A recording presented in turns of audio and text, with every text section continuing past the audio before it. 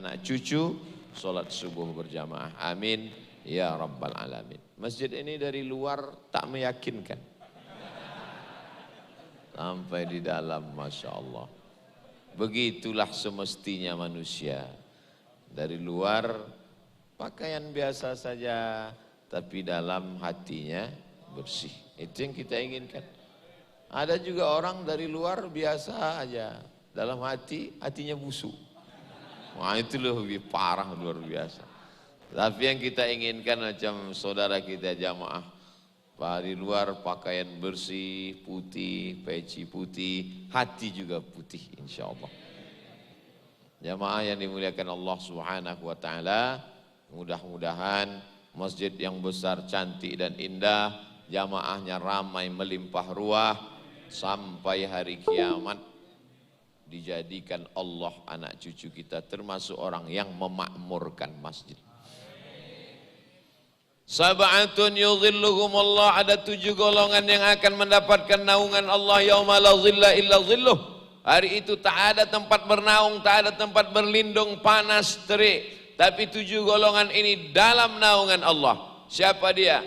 Syabun, anak muda, nasya'a fi ibadatillah, tumbuh dalam beribadah kepada Allah Subhanahu wa ta'ala. Anak muda tumbuh beribadah kepada Allah Subhanahu wa ta'ala.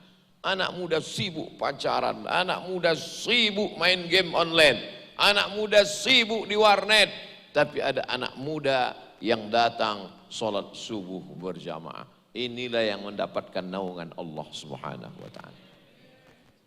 Tapi kami tidak muda lagi Pak Ustadz. Anakmu muda. Anak saya tak muda lagi Pak Ustadz. Cucumu muda. Cucu saya tak muda Pak Ustadz. Kami sudah tua. Muda dan tua bukan dilihat dari fisiknya, tapi dari semangatnya. Nabi Muhammad SAW tidak pernah tua. Karena ketika beliau hijrah umurnya dapat wahyu umur 40. Berdakwah di Makkah selama 13 tahun. Hijrah, berapakah umur Nabi Muhammad ketika hijrah? 53 tahun. 53 tahun kata orang sekarang sudah tua. 53 tahun Nabi Muhammad SAW naik onta 8 hari 8 malam. Sekarang datang orang bertanya, Ustadz Abdul Somad ke Banjarmasin dari Riau enggak capek? Maksud Allah? Nabi Muhammad SAW dari Makkah ke Madinah hijrah 8 hari 8 malam, dikejar kafir Quraisy Makkah. 53 tahun umurnya. 2 tahun di kota Madinah terjadi perang besar bernama Badar. Selalu perang Badar diceritakan. Berapa umur Nabi ketika itu? 55 tahun. Nabi naik kuda dari kota Madinah ke lokasi perang Badar. 150 kilometer. 150 kilometer kalau naik kuda lebih kurang 2 jam. 1 jam naik kuda sama dengan 1000 kali.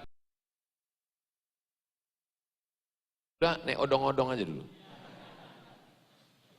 Ustadz bisa naik kuda. Kalian tidak lihat foto saya viral naik kuda. Tapi kudanya nggak bergerak. Dia aja dipegang sama pawang habis itu dipoto. Jadi siapa yang merasa dirinya tua, maka sesungguhnya dia belum membaca sirah sejarah Nabi Muhammad sallallahu alaihi wasallam. Subuh ini ada anak muda, subuh ini ada orang berjiwa muda. Maka jiwa muda dinampakkan bukan dengan yang lain-lain, tapi dengan semangat sholat berjamaah. Ini yang sedang kita ajarkan melalui kajian subuh ini di Masjid Al-Haris. Saya udah banyak ceramah, ada Masjid At-Taqwa, ada Masjid Al-Mukhlisin, ada masjid banyak macam. Tapi Masjid Al-Haris baru sekali. Al-Haris ada 2 huruf, ada huruf sin, ada huruf tha, alif, ba, ta, tha, dal, zal, ra, zai, sin. Nah, itu dalam bahasa Arab, tidak ada dalam bahasa kita. Dalam bahasa kita S saja, Ustadz Somad. Tapi dalam bahasa Arab ada tha, ada sa, ada sya, ada so. Nah, jadi siapa itu? Al-Ustaz Abdus Somad. Nah, jadi ada as, ada so. Jangan mentang-mentang baru belajar, baru taubat, baru hijrah, mau fasih. Siapa yang ceramah tadi? Ustaz Somad. Ini orang tidak belajar. Jadi kalau pakai huruf sa, Al-Harith dalam bahasa Arab artinya Al-Asadul Qawi, singa yang kuat dan gagah perkasa. Pakai sa, Al-Harith, singa yang mana tahu, nanti ditanya orang. Dari mana? Masjid Al-Harith. Apa artinya? Ya nama orang lah. Singa yang gagah perkasa. Kenapa di ujungnya itu ada Al-Qawi, kuat? Karena ada singa yang tak kuat. Dulu Indonesia disebut sebagai singa macan Asia. Kenapa tidak kuat? Rupanya sudah ompong. Dulu kan digelar kita, semua tunduk kepada kita. Malaysia, Brunei Darussalam, lalu kemudian Laos, Kamboja, Vietnam, Thailand. Bangga kita dulu. Tapi insya Allah kalau begini semangat sholat subuh berjamaah, Indonesia akan bangkit lagi insya Allah. Jadi singa itu gagah perkasa kuat bukan karena gondrongnya. Singa itu gagah kuat bukan karena taringnya. Tapi karena apa? Kalau diperhatikan, singa tidak pernah mau makan kecuali hasil buruannya. Singa berburu mengejar seekor kijang, setelah dapat dia terkam baru dia makan. Lalu yang memakan sisa-sisa buruan singa, datanglah serigala, datanglah anjing hutan, datanglah hiena. Jadi kenapa singa itu disebut sebagai raja rimba? Karena dia hanya mau memakan hasil buruannya. Jadi siapa yang bekerja keras, berpeluh, berkeringat, berdarah, kasar tangannya untuk memakan hasil kerjanya, dia adalah singa yang gagah perkasa. Tapi siapa yang tak mau berkeringat, hanya menikmati jerih payah orang lain, anjing hutan. Yang tersinggung berarti anjing hutan. Cobalah perhatikan dalam dunia flora dan fauna. Saya termasuk suka menonton televisi, singa dia akan mengamati dari balik-balik lalang kering, diam-diam melihat ada sekumpulan bison yang sedang menyeberang sungai kehausan, maka dia akan berusaha mengejar dengan larinya, dengan cengkeramannya, setelah itu dia dapat. Dan singa dihormati di hutan, kenapa? Karena dia kalau makan tidak habis. Dimakannya itu pertama diserangnya adalah perut, lambung. Karena itulah yang paling lembut, paling lunak. Jantungnya, paru-paru, kerbau hutan itu dimakannya. Bison, serigala, setelah itu dia makan. Barulah datang binatang lain. Mengambil daging, mengambil tulang, mengambil lain. Singa kalau dia makan, dia sisakan untuk orang lain. Singa. Sekarang ada orang makan. Saya pernah lewat di rumah makan. Di mana? Oh, ingat. Di Malaka waktu itu. Tertulis. Makanan ikan panggang. Lezat tinggal tulang. Nanti kalau sudah tidak ada COVID kita ke Malaka insya Allah. Ikan panggang. Tinggal tulang. Terus saya bilang sama Pak Haji saya bilang, di tempat saya tulang pun tak tinggal. Ada tempat kita rumah makan ikan mas tulang lunak. Melihat itu kucing pun meneteskan air mata. Habis, tak tersisa lagi untuk dia. Memang kita dianjurkan Rasulullah SAW kalau makan itu habis. Mungkin di sisa-sisa nasi Mungkin di situ letak barokahnya, lauk pauknya. Yang saya maksudkan di sini adalah sedangkan seekor singa binatang saja masih berbagi kepada orang lain. Di situ ada rezeki anjing hutan, di situ ada rezeki hiena, di situ ada rezeki semut, di situ ada rezeki binatang yang lain. Maka jangan rakus, jangan tamak.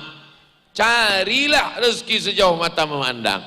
Tapi kalau sudah dapat, berbagi kepada orang lain. Jud tasud, kalau kau dermawan maka kau akan menjadi pemimpin. Jud, berbagilah. Tasud, maka kau akan menjadi pemimpin. Kenapa? Karena binatang-binatang lain segan dengan singa. Tapi jangan nanti salah dengar pengajian ini, pulang ditanya, apa cerita Ustaz Somad? Entah cerita kebun binatang dia. Nah, ini akibat jamaah tidak konsen karena dilihatnya ada serangan singa dari belakang. Jadi kalau di dunia ini, di hutan raja rimbanya memang singa, tapi kalau manusia mereka inilah rajanya. Ibu-ibu inilah rajanya. Sampai petugas penjaga pun ketakutan di belakang. Mudah-mudahan mereka tak diterkam ibu-ibu itu di belakang. An-nisa imadul bilad, perempuan ini tiang negara. Idza salahat salahatil bilad, kalau perempuannya baik-baik, negeri ini menjadi baik. Wa idza fasadat fasadatil bilad, kalau perempuannya rusak, negeri ini menjadi rusak. Banjarmasin insyaallah akan tetap baik karena perempuan-perempuannya solihah.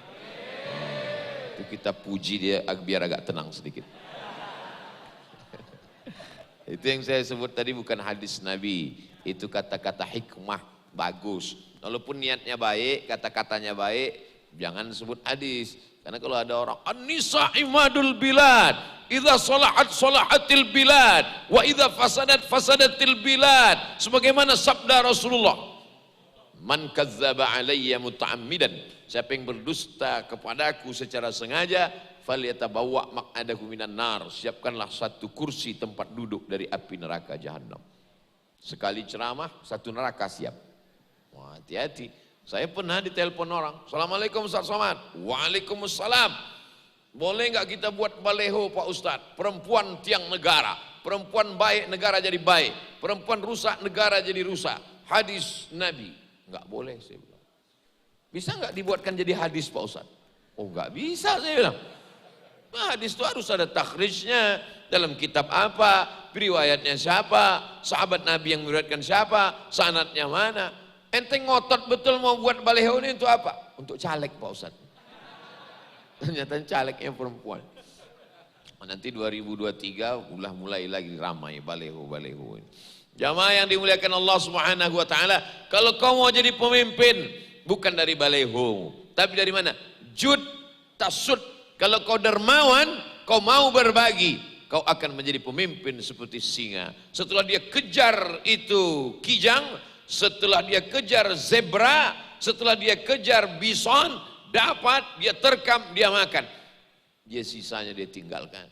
Dia pergi dengan kepala yang mendongak, gagah perkasa. Yang lain segan dengan dia. Kenapa? Karena hanya makan dari hasil terkaman. Kenapa? Karena setelah makan dia mau berbagi kepada orang. Tapi jangan gara-gara ini nanti anak-anakku kalian makan, begitu makan baru 2-3 sendok tinggal. Datang maknya, datang ustadznya, makan kata Nabi sunnah dihabiskan. Jud tasud, berbagilah kau, maka kau akan jadi pemimpin. Ada rezeki ayam di sana, ada rezeki kucing di sana. Saya tak ada ngomong begitu. Ini namanya ceramah ngawuriyah. Ngawur. Jamaah yang dimuliakan Allah Subhanahu wa taala. Kalau makan, habiskan. Kalau kira-kira tidak sanggup menghabiskan, jangan ambil banyak-banyak. Ini mentang-mentang undangannya prasmanan, ambil semua. Mubazir. Innal mubazirina kanu ikhwana syayatin. Orang mubazir saudara syaitan. Ini cerita ini mesti diluruskan. Karena kalau tidak sekarang banyak jamaah yang pandai menjelaskan ceramah ustadz sendiri. dia menjadi ahli tafsir. Jamaah yang dimuliakan Allah Subhanahu wa taala. Singa dia akan selalu memperhatikan gerombolannya, kelompoknya. Jadi kalau singa dalam satu gerombolan kelompok menyeberang, maka dia biarkan semua lewat anggotanya, dia kontrol dari belakang, ada panglimanya, ada kepala sukunya, ada pengawalnya, ada induknya, ada anak-anaknya. Dia tidak sendirian. Singa hidup bergerombol, berjamaah. Adapun yang sendirian, anjing liar. Ustadz dari tadi cerita anjing terus. Oke, kalau yang tidak setuju, dok. Singa senantiasa menjaga jamaahnya. Dia akan selalu memperhatikan kelompoknya. Kalau dia lihat ada ancaman, maka dia akan terus mengawal. Itulah mengapa orang bangga di dunia ini selalu memakai nama singa. Dari mulai Eropa sampai ke Sumatera. Di Eropa ketika perang ada seorang panglima besar dari kalangan Islam. Namanya Salahuddin Al-Ayyubi yang merebut Palestina. Mudah-mudahan anak-anak cucu kita ikut termasuk yang membebaskan Palestina dari jajahan Israel. Salahuddin, salah baik, din agama, Salahuddin kebaikan agama, Al-Ayyubi sukunya dari dinasti Ayyubiyah. Salahuddin Al-Ayyubi berperang. Salah satu panglima yang datang dari Inggris namanya Richard the Lionheart. Lion singa, heart hati. Richard the Lionheart, si Richard berhati singa. Suatu malam saat perang dia terluka. Ketika dia terluka terbaring demam panas di dalam kemah, menggigil. Tiba-tiba di tengah malam datang sesosok laki-laki, tertutup semuanya, pakaiannya, tak nampak wajahnya, hanya matanya saja. Ingin masuk menyusup ke dalam kemahnya.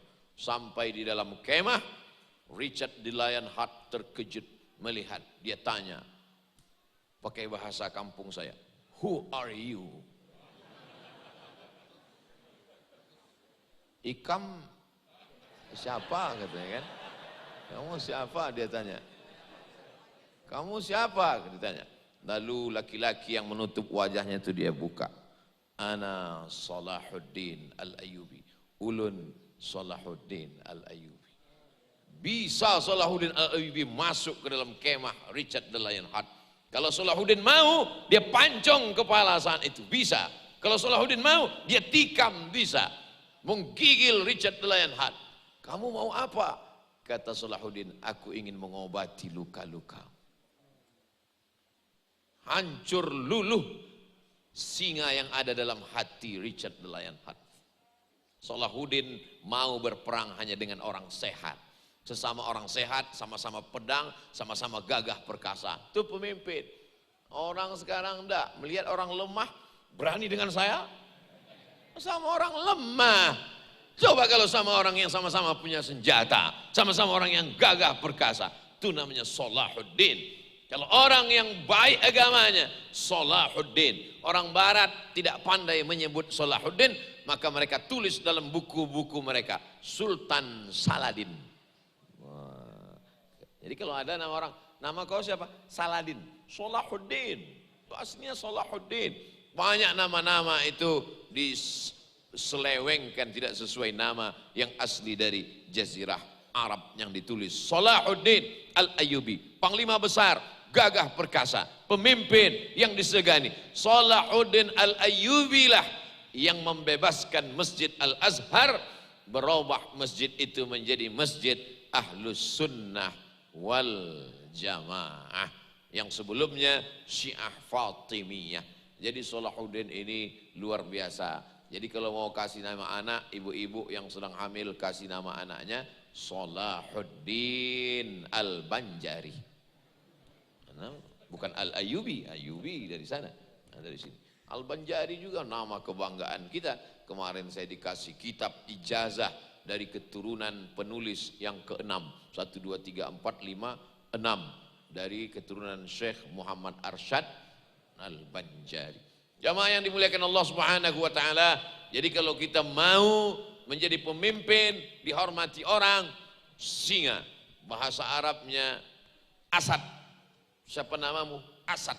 Tapi nama yang lain khusus untuk yang gagah perkasa disebut dengan Al-Harith, pakai huruf Tha. Yang satu lagi adalah Allazi yahrusu ardan liyazra'a. Makna kedua dari kata Al-Harith, Masjid Al-Harith, orang yang menggali tanah, mengolah, mencangkol, membersihkan, ditanamnya tanaman, disiramnya, lalu kemudian menghasilkan pohon, pecah bijinya, keluar tunasnya, bercabang, berbatang, berputih, berdaun, berbunga, berbuah. Jadi dia tidak menikmati hasil. Beda dengan kita. Kita tidak mau tahu dengan proses menanamnya, bersihnya. Maunya pergi ke pasar, beli. Allahumma barik lana fima razaqtana wa qina azabannar. Bahkan enggak baca doa lagi. Yummy. Al-Harith tidak. Dia membersihkan tanahnya. Setelah bersih, dicangkolnya. Setelah cangkol, diletakkannya benihnya. Setelah itu disiramnya. Setelah itu di tengah malam dia berdoa. Setelah itu tanaman berbuah. Setelah berbuah dia petik. Setelah petik dia bagi. Setelah dia bagi, dia makan bersama. Maka itulah makna dari Al-Harith. Tapi saya tidak ingin juga setelah pengajian ini semua orang pergi ke kantor lurah. Mau ngapain? Mau merubah nama. Saya tetap jadi Abdul Somad. Tidak pulang dari sini, lalu orang Riau nanya kepada yang kami hormati Al-Mukarram Ustaz Abdul Somad, dipersilakan untuk tausiah. Mohon maaf, nama saya sudah berubah menjadi Ustaz Haris. Karena nama makna. Ada orang berkata, what is in a name? Apalah arti sebuah nama? Dalam Islam nama adalah doa. Semua nama-nama yang tak baik dirubah Nabi. Ada orang namanya Abdul Ka'bah. Abdul Ka'bah. Bayangkan kalau dia jadi ustad kepada yang terhormat Uwa. Ustad Abdul Ka'bah. Abdul hamba Ka'bah, hamba Ka'bah. Mana boleh menisbatkan diri, menghambakan diri pada Ka'bah. Ka'bah bukan khalik, Ka'bah makhluk. Ka'bah aja sebagai penentu arah. Maka dirubah Nabi namanya menjadi Abdullah. Nama ayahnya Abu Quhafah, Abdullah bin Abi Quhafah. Karena anaknya ada yang gadis menikah dengan Nabi, dipanggil Abu Bakar. Karena dialah yang membenarkan Nabi Isra Mi'raj, maka dia digelar Siddiq. Maka dipanggil Abu Bakar Siddiq. Nama aslinya Abdul Ka'bah. Dirubah Nabi jadi Abdullah. Oh, bulan. Ada lagi sahabat Nabi namanya Abdus Syams. Abdu hamba, Syams matahari.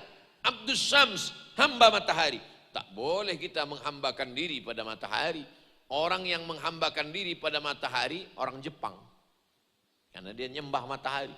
Makanya benderanya gambar matahari. Bulat, merah, ada putih. Masih ingat bendera Jepang?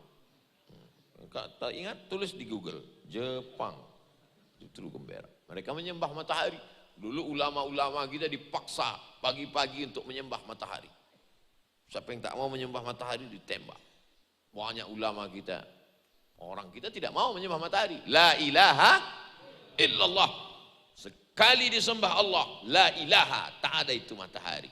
La ilaha, tidak menyembah batu, kayu, hantu, yang disembah Allah. Iyyaka na'budu wa iyyaka nasta'in. Kalau tidak mau menyembah matahari, tembak, tidak apa-apa. Iskariman, hidup mulia, au mut syahidan, atau mati syahid. Karena dia tidak mau mempersekutukan Allah Subhanahu wa taala. Ceramah enak, kan tinggal bersuara aja. Coba kalau Jepang datang, Abdul Somad mau menunduk atau nyembah matahari? Menunduk. Terus ditanya sama jamaah, tapi Ustadz kemarin ceramah katanya tidak boleh menunduk kepada matahari. Aku tidak niat menunduk, sakit pinggang. Ngeles namanya. Jamaah yang dimuliakan Allah. Ulama-ulama dulu itu melihat dunia ini simple, kecil, seperti sebelah sayap nyamuk. Bukan satu sayap nyamuk, setengah sayap nyamuk. Inilah dunia. Makanya apa kata Tengku Umar dari ujung Aceh? Apa kata beliau? Kalau aku mati, mati syahid. Kalau aku besok pagi hidup, aku masih bisa minum kopi di Maulabu. Kalau hidup, minum kopi. Kalau mati, mati syahid. Nampaknya Ustadz nyindir mau kopi nih, enggak. Saya tidak minum kopi, kadang jamaah ini terlalu sensitif. Ustadz cerita kopi, langsung dibuatkan kopi. Enggak, saya tidak minum kopi. Minuman sudah cukup, 4 botol, lengkap. Mereknya dicopot, takut jadi iklan gratis. Jadi ada orang yang tidak mau proses. Dia mau buah, beli buah ke pasar. Tidak mau nanam, impor. Kita kan banyak uang. Al-Haris tidak begitu. Dia bersihkan tanahnya. Setelah bersih, dicangkol, digemburkan biar supaya akarnya nanti masuk ke dalam. Lalu setelah itu diletakkan benihnya. Setelah itu disiram, pecah, keluar tunasnya. Batangnya kokoh dan kuat. Dirawat supaya jangan sampai kena hama. Ada penyakit, dipasang pagar supaya jangan masuk babi hutan. Setelah itu lalu kemudian dijaga, dipetik, tapi dia tidak mau makan sendiri. Dia berbagi. Inilah Al-Haris. Ini mesti ditanamkan semangat ini ke anak-anak kita. Banyak orang menikmati ikan, tapi beda cara mendapatkannya. Dari kota sengaja ambil libur 1 hari, pergi ke tepi laut, mobil motor diparkirkan ditinggal, lalu kemudian nyewa speed, pergi ke tengah laut, memancing berhari-hari. Yang satu lagi nggak mau. Ente kemana? Beli aja ikan, udah masak kok. Ngapain ribet-ribet, ngapain susah? Pas ditanya, kenapa engkau mau bersusah-susah? Bukan masalah ikannya Pak Ustadz, tapi masalah adventure. Ada petualangan Pak Ustadz. Jadi ada orang yang menikmati, khusus hari libur, sewa mobil, sewa speed, pergi ke tengah laut, mancing, nggak dapat, pulang, beli di pasar, pulang ke rumah. Istrinya, wah hebat hasil tangkapannya, sapa dulu suaminya. Dia nggak tahu pas beli ikan tadi, istrinya di belakang. Ya mah yang dimuliakan Allah. Ada orang untuk melampiaskan keinginannya, petualangannya ke tengah laut, dia berjuang luar biasa. Tapi ke masjid malasnya minta ampun. Suami saya Pak Ustadz, kalau mancing ke tengah laut, tahan berjam-jam berhari-hari. Tapi pengajian dari maghrib ke isya, garuk kepala lah, dia gatal lah segala macam. Yang makhluk seperti ini tidak ada di Banjarmasin. Dulu pernah ada tapi udah punah. Pengajian kalau mau melimpah ruah di Banjarmasin. Betul enggak cakap saya ini? Ustadz kan ngomong gitu karena kebetulan Ustadz di Banjarmasin. Enggak. Iyalah, di Indonesia ini haul yang paling ramai di Kalimantan Selatan. Haul-haul masjid-masjid, haul-haul para ulama, para kiai, para guru-guru. Itu menunjukkan apa? Menunjukkan hati itu lembut, kecintaan kepada Sayyidina wa Maulana Muhammad sallallahu alaihi wasallam. Mudah-mudahan negeri ini tetap dijaga Allah Subhanahu wa taala. Kalau kekhawatiran pada gempa, insya Allah tidak. Kenapa? Karena saya sudah dibawa ke kantor Badan Penanggulangan Bencana Alam. Diperlihatkan kepada saya, Ustadz Abdul Somad, coba kita lihat peta Indonesia. Ini Pak Ustadz, ini yang bagian bawah ini, inilah pusat-pusat gempa itu. Ya di mana aja Pak? Di sini Ustadz Somad. Ternyata di kampung saya, di Pulau Sumatera. Dari mulai Aceh, turun ke bawah Sumatera Utara, turun ke Riau, turun ke Padang, turun ke Bengkulu, turun ke Lampung, turun ke Banten, turun tadi. Yang aman itu di mana? Yang aman Kalimantan, Pak Ustaz.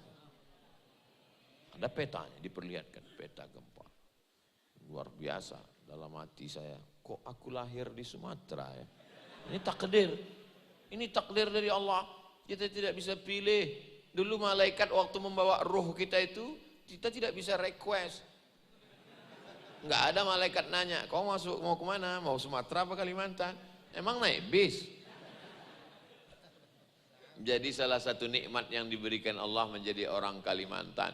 Ditempatkan di tengah negerinya para ulama. Syekh Muhammad Arsyad Al-Banjari, Syekh Muhammad Nafis Al-Banjari. Para ulama yang kitabnya tersebar ke seluruh, sampai ke Semenanjung Melayu. Dipakai di Malaka, dipakai sampai ke Sarawak dan Kuching, disampai di Brunei Darussalam, dipakai di Kerajaan Aceh. Maka ini nikmat. Alamnya tenang, di atasnya kelapa sawit, di bawahnya minyak dan batu bara, gemah ripah loh jenawi, tongkat dan batu jadi tanaman, pejamkan mata, lemparkan tanaman, tumbuh tanpa disiram, tanpa dikelola tanahnya, lemparkan saja tumbuh. Apa dia? Batang ubi. Tapi Al-Haris tidak mau demikian. Dia mesti menggali, setelah digali ditanam, setelah ditanam dijaga, setelah dijaga dipelihara. Begitu jugalah iman kita. Setiap kita ini lahir dalam keadaan membawa iman. Ma min mauludin, setiap anak yang lahir, illa yuladu alal fitrah, maka anak itu lahir dalam keadaan fitrah. Makanya Idul Fitri selalu dikatakan kembali ke fitri. Mohon maaf Pak Ustadz, nama istri saya tidak Fitri. Ya udah, kembali ke siapa terserahlah. Kembali kepada kesucian. Fitratul Islam. Setiap anak yang lahir itu Islam. Fa'abawahu, kedua orang tuanya, yuhawwinanihi, merubahnya jadi Yahudi, yunassiranihi, merubahnya menjadi Nasrani, yumajjisanihi, merubahnya menjadi Majusi, penyembah api. Lalu kemudian orang tua berpengaruh. Jadi kalau ada orang mengatakan, marilah kita tanamkan iman ke dalam anak-anak kita. Tidak. Allah tidak menyuruh engkau menanamkan iman ke dalam diri anakmu. Karena anakmu sudah beriman sebelum dia masuk ke dalam rahim istrimu. Sebelum kau menikah dengan istrimu, sebelum istrimu dilahirkan ke dunia, anakmu sudah beriman. Ketika itu masih dalam bentuk roh. Wa idh akhadha rabbuka min bani adama min zuhurihim dzurriyyatahum. Ketika Allah mengambil perjanjian dari anak cucu keturunan Adam, belum ada kuku, belum ada bulu, belum ada darah, belum ada daging, belum ada sumsum. Ketika itu Allah dengan roh, Allah bertanya kepada semua roh, roh bapak, roh ibu, roh saya, alastu bi rabbikum, bukankah aku ini Rabb Tuhan kamu? Ketika itu semua roh menjawab, bala syahidna, kami bersaksi engkaulah Rabb kami. Antaqulu yaumal qiyamah, tapi nanti pada hari kiamat kalian berkata, inna kunna an hadza ghafilin, kami lupa ya Allah, kami lalai ya Allah. Maka kita diingatkan khutbah Jumat, ittaqullah, diingatkan saat salat, ya ayyuhalladzina amanu taqullaha haqqa tuqatih, diingatkan bulan puasa, la'allakum tattaqun, itu dalam rangka menyirami benih iman yang ada dalam diri anak, jangan sampai mati. Anaknya hidup tapi imannya mati. Iman tak dapat diwarisi dari di masjid tak boleh nyanyi. Kalau di tanah lapang saya selesaikan 2 album. Iman tak dapat diwarisi walaupun dari seorang ayah yang beriman. Ada lagunya itu kan? Iman tak dapat diwarisi walau dari seorang ayah yang beriman. Itu bagi penyanyi yang tak hafal syair. Imannya mati karena bapaknya tidak memasukkan anak ke pesantren, karena imannya mati tidak disiram. Maka siramlah tanaman ini supaya tumbuh. Setelah tumbuh maka dia mesti berbuah. Buahnya itu adalah amal. Banyak orang berilmu tapi tak beramal. Kalau dijelaskan masalah sholat, sholat menurut bahasa, sholat menurut istilah, sholat menurut ini, sholat menurut ini. Tapi begitu ditanya, pernah kau sholat? Enggak, teori aja Pak Ustaz. Fawailul lil musallin. Jangankan yang tak sholat, sholat pun dia celaka. Kenapa? Alladzina hum an sholatihim sahun. Lupa, lalai. Allahu Akbar. Jam berapa drama Korea tadi ya? Yang diingatnya adalah sinetron. Makanya sebelum sholat itu qul a'udzu birabbin nas, malikin nas, ilahin nas, min syarril waswasil khannas, alladzi fi sudurin nas minal jinnati wan nas, astaghfirullahal azim. Usolli fardhas subhi raka'ataini adaan ma'muman lillahi ta'ala. Untuk meluruskan hati, yang tadi hatinya di rumah depan TV, yang tadi hatinya di pasar mau belanja, yang hatinya tadi sudah menawar ikan haruan, balikkan lagi ke dalam. Usolli fardhaz zuhri arba'a raka'atin adaan ma'muman lillahi ta'ala. Allahu Akbar. Jangan sampai badannya dalam masjid, hatinya di pasar. Tapi kalau badannya di pasar, hatinya dalam masjid. Inilah dia.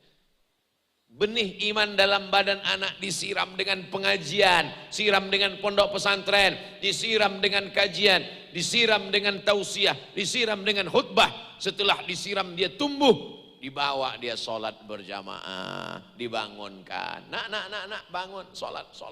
Bangun, kata bapaknya. Datang emaknya, jangan dibangunkan bang, ini kan tanggal merah, libur. Mana ada libur sholat? Kadang bapaknya sudah baik, ibunya pula tidak baik. Kadang ibunya sudah baik, ibunya sudah bagus. Bangun, sholat. Bapaknya pula, nggak usah sholat. Bapak aja nggak sholat, rezekinya lancar. Nih bapak-bapak ini. Maka kenakalannya bukan kenakalan remaja, tapi kenakalan orang tua. Kemarin ketika disuruh soal pertanyaan yang ditulis di kertas, Ustadz Somad, umur saya 19 tahun, bagaimana nyuruh bapak saya sholat? Ibu-ibu berapa yang curhat nanya ke Ustadz? Ustadz Somad, suami saya nggak sholat Pak Ustadz. Loh kok ibu bisa nikah sama dia? Saya pun dulu nggak sholat juga, pantaslah. Kalian bertemu sama-sama enggak sholat. Sekarang kenapa ibu sholat? Saya sudah ingat mati, sudah keriput. Suami saya enggak ingat mati Pak Ustadz. Tolong doakan Pak Ustadz, insya Allah cepat mati. Bukan doa itu Pak Ustadz. Doakan supaya dia dapat hidayah. Doakan supaya dia takut pada Allah. Tapi berapa banyak pula suami yang tak sholat itu justru dapat hidayah. Bukan karena ceramah Ustadz Abdul Somad. Bapak-bapak pakai jaket kulit, pakai celana jin. Celananya aja jin.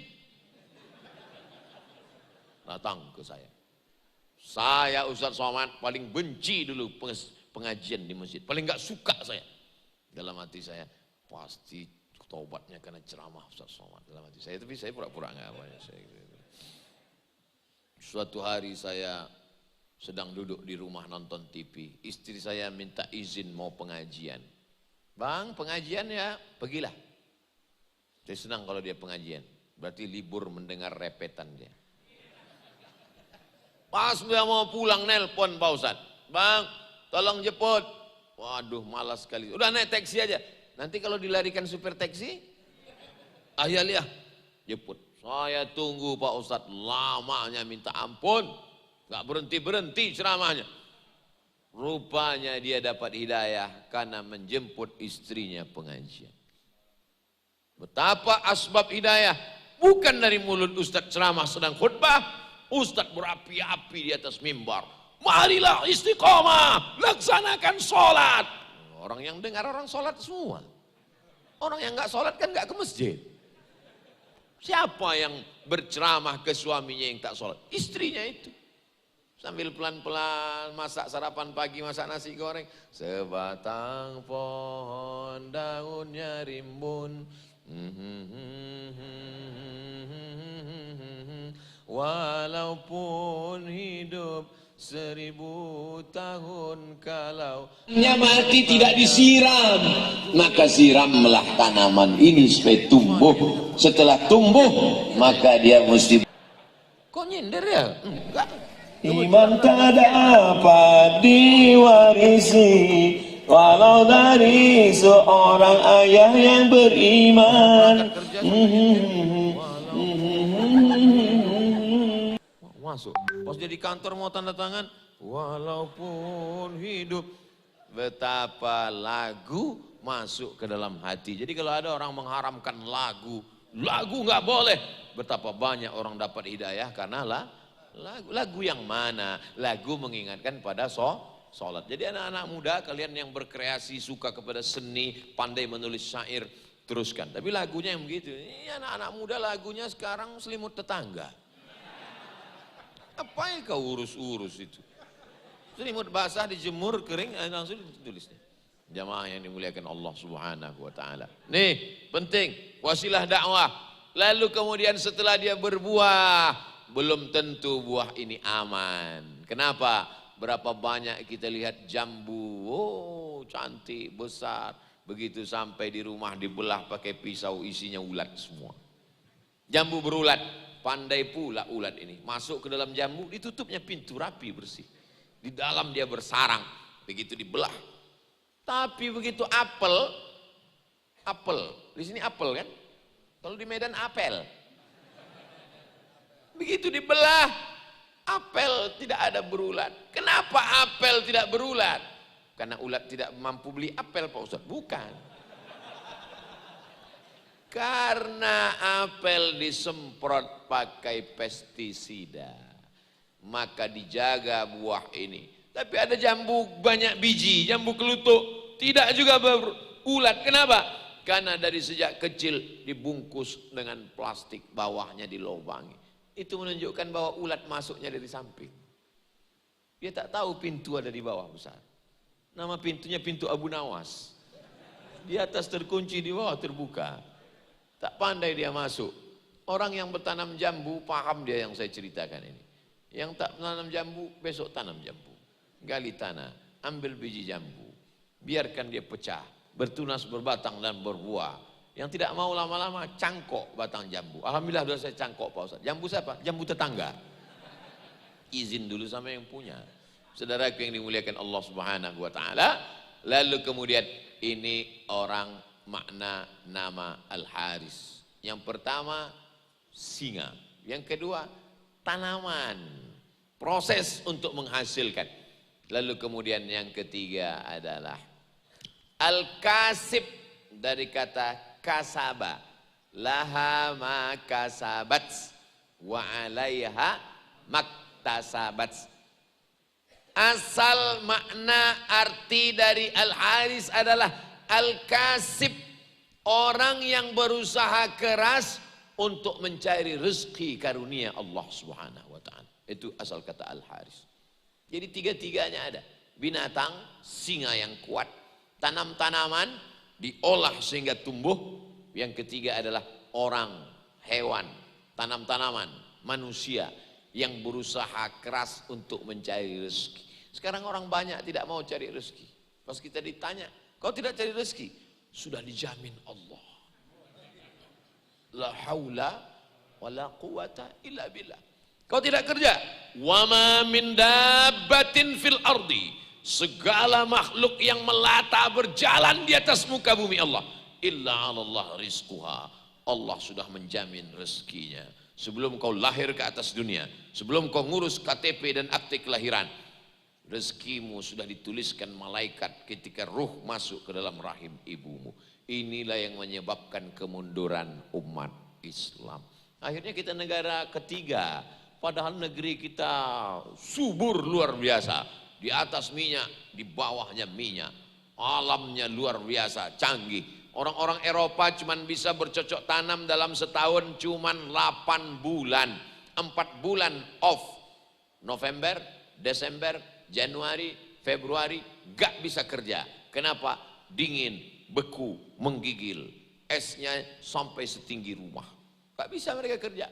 Tapi kita cuacanya 33, 34, 35 stabil sepanjang tahun.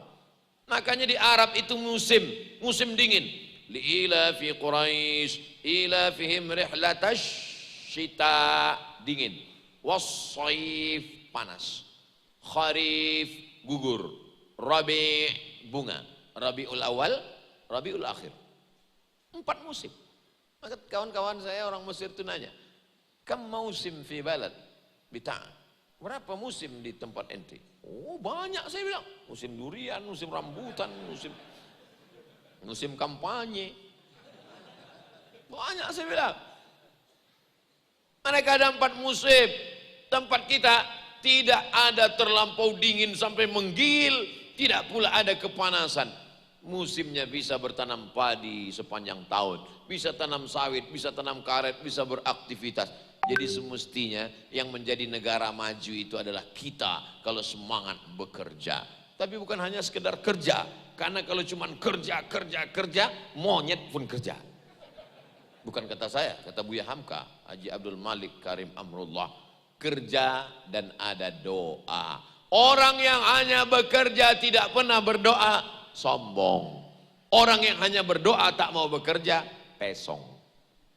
Pesong itu apa Pak Ustaz? Miring. Gila. Maka oleh sebab itu mesti ada seimbang antara kerja dan doa. Keluar dari rumah, bangun, siap, langkahkan kaki. Setelah bangun tegak berdiri, bismillahi tawakkaltu 'alallah la haula wala quwata illa billah.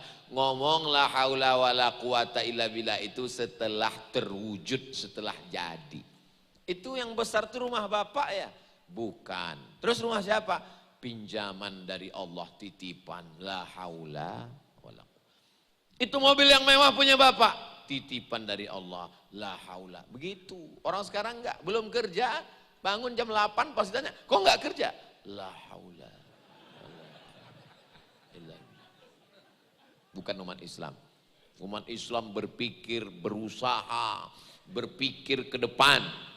Anak-anak muda buatlah kalender kalian 10-20 tahun akan datang. Tahun 2021 SMP kelas 1, SMP 3 tahun.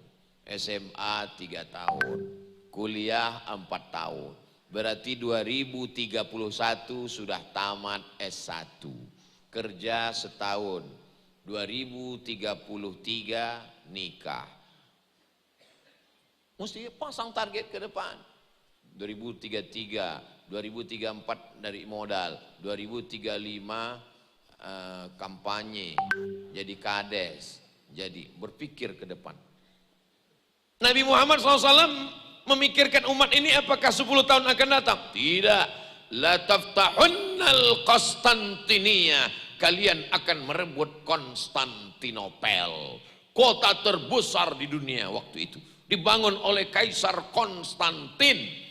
Ketika Nabi mengatakan bahwa umat Islam akan merebut Konstantinopel, tertawa Abu Jahal, Abu Lahab, dan Abu lainnya. Kiki. Majnun, gila, asatirul awalin, tukang dongeng. Masa orang Arab Badui yang tak punya peradaban, buta huruf bisa menaklukkan Konstantinopel? Kiki. Ternyata yang tertawa itu mati semuanya. Dan apa yang terjadi? Kota itu ditaklukkan oleh orang yang namanya sama dengan Muhammad sallallahu alaihi wasallam. Dia adalah Muhammad Al-Fatih, menaklukkan. Ada yang bilang 19 tahun, ada yang bilang 20 tahun, ada yang bilang 21 tahun. Terserah, yang penting antara 19-20 menaklukkan Konstantinopel. Kau berapa umur? 19 Pak Ustadz. Apa yang sudah kau taklukkan? Hatinya. Ilaha illallah Muhammad Rasulullah. Ajarkan ke anak-anak kita. Buat di ruang tamu gambar Masjidil Aqsa. Anakku, kau akan membebaskan Palestina dari tangan Israel, laknatullah alaih. Begitu pesannya. Ini pesannya simple saja. Aku ingin kau menjadi RT. Pak RT jangan tersinggung. Kalau RT-nya baik, insya Allah masyarakatnya juga baik. RT ke masjid, insya Allah masjid akan ramai. Karena dia akan bawa warga-warganya. Jamaah yang dimuliakan Allah Subhanahu wa ta'ala, la taftahunnal Konstantinia. Berapa tahun baru terwujud? 700 tahun. Jadi tidak semua yang kita laksanakan hari ini selesai hari ini juga.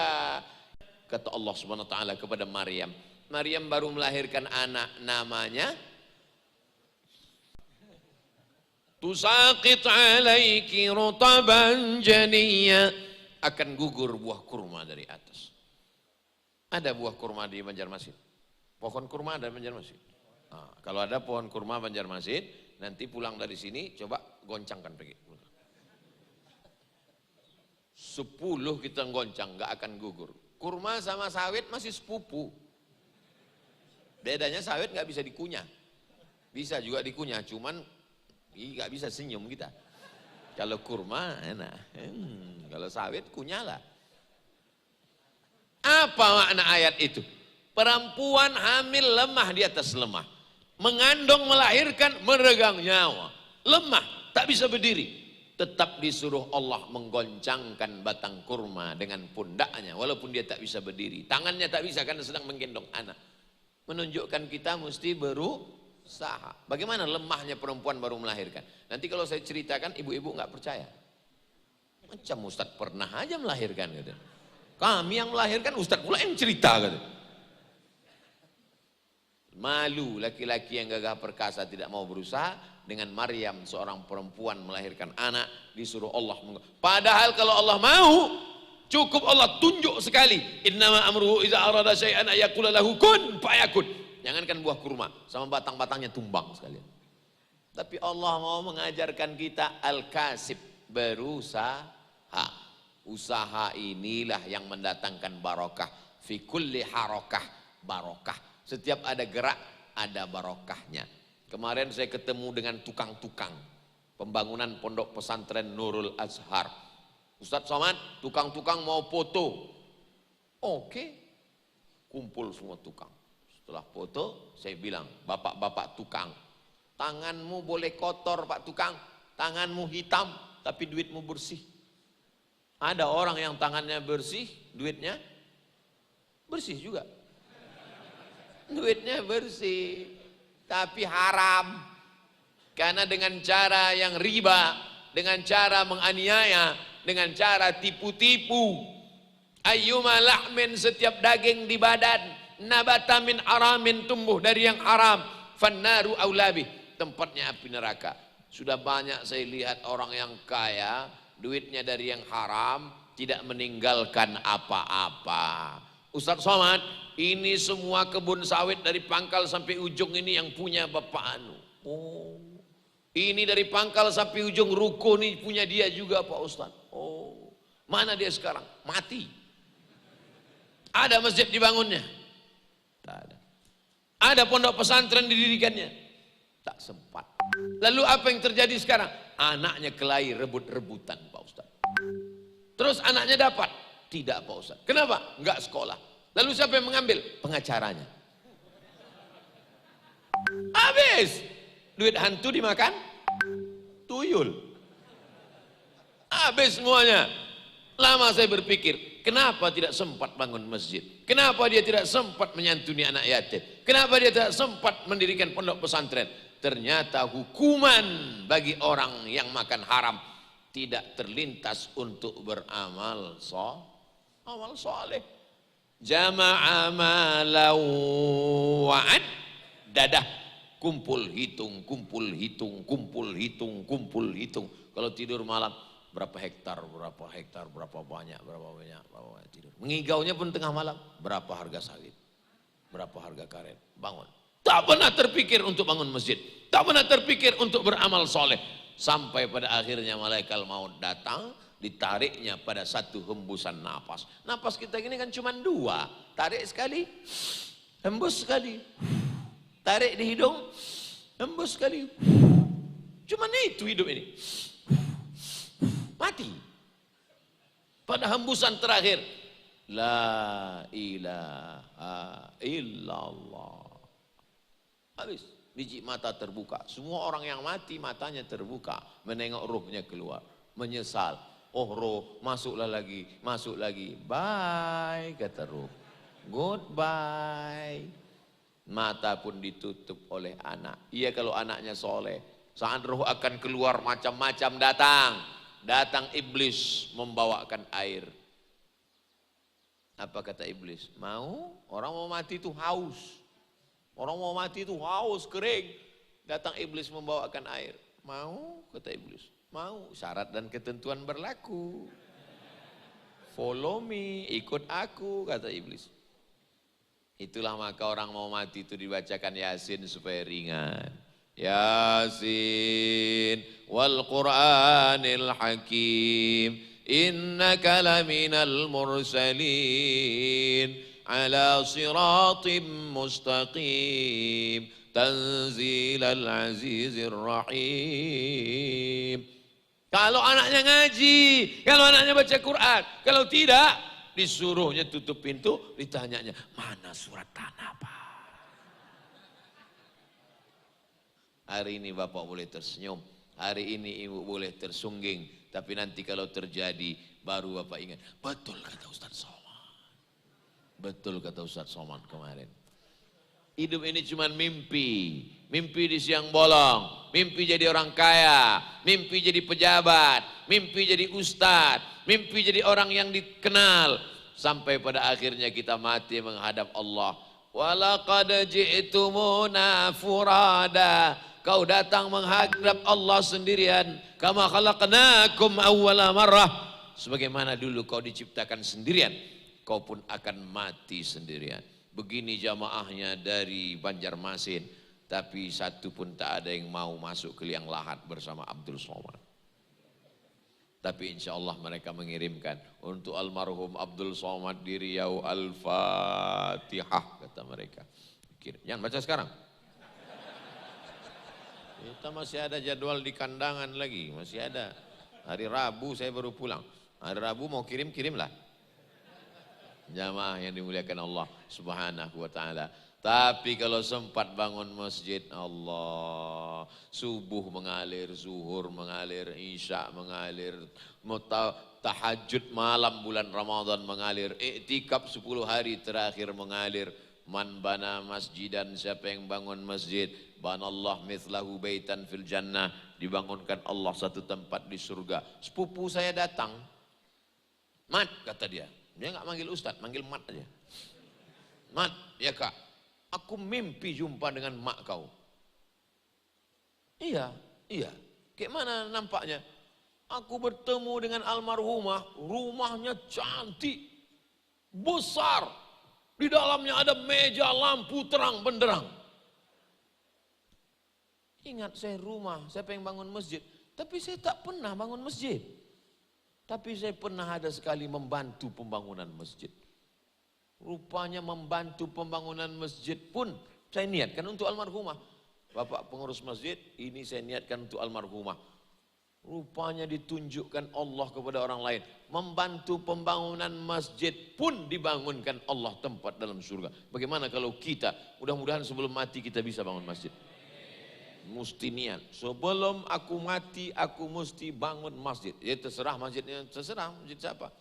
Kalau Ustaz Somad, tentu saya buat namanya Masjid As-Somad. Qul huwallahu ahad, Allahus Somad. Ada pula masjid namanya, nama masjidnya aneh di Turki. Nama masjidnya kalau diterjemahan bahasa Indonesia, masjid daripada makan siang. Masjid daripada makan siang. Rupanya orang ini nabung, uang makan siangnya dia simpan, dia puasa terus, puasa, uang makan siang. Cukup untuk bangun masjid, dibangunkannya, maka dibuatnya nama masjidnya Masjid Daripada Makan Siang. Wah, Bapak Ibu bisa buat masjid namanya Daripada Beli Baju Baru. Baju sampai 3 lemari. Begitu meninggal dunia, anaknya pun gak mau pakai. Begitu dibuka lemari kata anaknya, jadul. Akhirnya jadi pel lantai. Jadi alat kompor panci kuali. Tapi kalau kau berikan 2-3 sak semen, anehnya masjid ini, biasanya saya kalau ceramah di masjid yang belum selesai ada penggalangan dana. Masjid ini tidak ada penggalangan dana. Sama seperti masjid waktu di Mesir ada namanya Masjid Nuri Khattab di Haisabi. Nanti kalau ke masjid ada Masjid Nuri Khattab di Haisabi, tertulis di situ, Masjid Nuri Khattab tidak menerima infak, wakaf dan sedekah. Nah, cuman masjid ini tak ada tulisan begitu. Orangnya tidak seperti di Mesir. Orang Mesir tuh agak angkuh sedikit. Nah, buat situ tidak menerima. Saya di Indonesia sampai hari ini belum ada melihat menulis begitu. Jadi seolah-olah dia berkata, Masjid Nuri Khattab itu seolah-olah berkata, kau kalau mau bantu carilah masjid lain, jangan masjid aku. Aku mau punya rumah di surga sendirian, tak mau denganmu gitu. Jamaah yang dimuliakan Allah, bukan begitu maksudnya. Karena ingin supaya berbagi. Jadi Bapak Ibu ajarkan anak-anak kita, pesannya begitu. Jangan kau mati sebelum bangun masjid. Supaya nanti kalau kita tidak bisa bangun masjid, paling tidak anak cucu kita. Saya pesankan itu ke anak keponakan saya. Kau jangan mati sebelum bangun masjid. Kalau mati sebelum bangun masjid bagaimana? Innamal a'malu binniat. Niatnya sudah sampai insya Allah. Maghrib jam berapa di Banjarmasin? 6 lewat 11. 6 lewat 15. Pas sekarang 6 lewat 15. Jadi kalau mau sholat sunat isyraq, caranya mudah aja. Ingat maghrib jam berapa. Kalau maghrib jam 6 lewat 15, jam 6 lewat 15 kita sudah bisa sholat. Saya tadi sudah tengok di Google duluan. Waktu sholat di Banjarmasin, enter disebutnya 6 lewat 15. Terus saya pura-pura nanya. Udah tahu saya. Jamaah yang dimuliakan Allah. Mudah-mudahan pertemuan kita ini mendatangkan rahmat dan barokah. Jadi nanti pulang kalau ada yang nanya, apalah isi ceramah Ustaz Somad tadi? Apa ya? Yang pertama, jadilah singa yang gagah perkasa, mau memakan hasil jerih payahnya, dan dia tidak mau sombong angkuh berbagi kepada orang lain. Yang kedua, jadilah seorang petani al-haris yang menggali tanah, mengolah, lalu kemudian mendapatkan hasil jerih payah dengan usaha yang halal. Yang ketiga, al-kasib, rezeki dicari, buah yang matang mesti dijolok dengan galah, supaya disitulah nilai usaha kita. Kalau dapat jangan angkuh, itu dari Allah. Kalau tak dapat jangan bersedih, karena ada rencana Allah yang lebih baik daripada keinginan kita. Jangan paksa Allah mengikuti hawa nafsu kita. Mudah-mudahan 3 poin ini menjadi motivasi buat kita semua. Ala hazihin niyah, al-Fatihah. A'udzubillahi minasyaitonir rajim. Bismillahirrahmanirrahim. Alhamdulillahi rabbil alamin.